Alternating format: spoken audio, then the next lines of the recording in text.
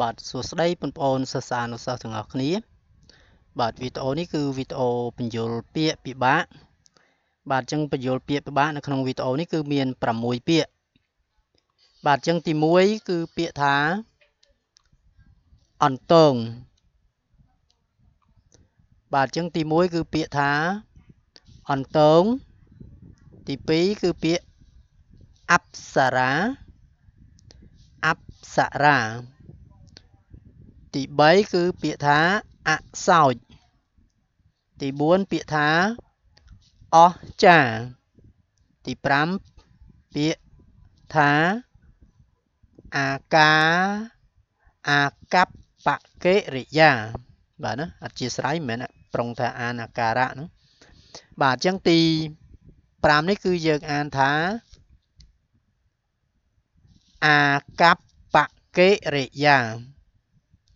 បាទទី6នេះគឺយើងអានថាអាការៈបាទតោះអញ្ចឹងចាប់ផ្ដើមទី1អន្តង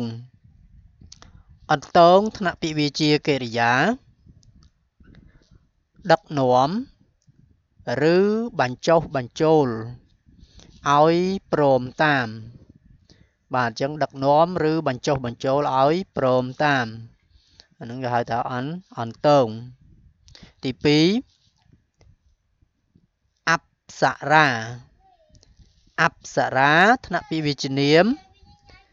ស្ត្រីសួរមានសម្បុរភ្លឺថ្លាផូរផង់ស្ត្រីសួរមានសម្បុរភ្លឺថ្លា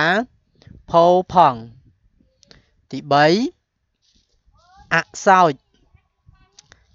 ចថ្នាក់ពាក្យវាជាគុណនាមស្អុយអាក្រក់គួរខ្ពើមបាទអញ្ចឹងអសោចស្អុយអាក្រក់គួរខ្ពើម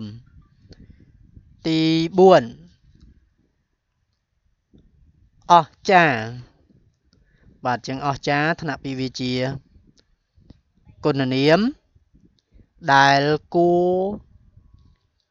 ស្ងើចក្រៃលែងបាទដែលគួរស្ងើចក្រៃលែងដែលគួរស្ញែងក្រៃពេកបាទអញ្ចឹងអស្ចារ្យដែលគួរស្ញើចក្រៃលែងដែលគួរស្ញែងក្រៃពេកបន្តមកទៀតអាកប្បកិរិយាបាទអញ្ចឹងអាកប្បកិរិយាថ្នាក់ពាក្យវិជ្ជនាមអាការៈនៃរាងកាយដំណើរឬលំនាំនៃរាងកាយឬរឹកពាបាទទី6អាការៈថ្នាក់ពាក្យវិជ្ជនាមរូបរាងទ្រង់ទ្រាយភិនភាគរឹកពាកិរិយាបាទអញ្ចឹងនៅក្នុងវីដេអូនេះគឺបញ្ចូលពាក្យមាន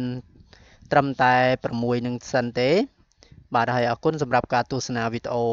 បញ្ចូលពាក្យមួយនេះតាំងពីដើមរហូតដល់ចប់បាទសូមអរគុណ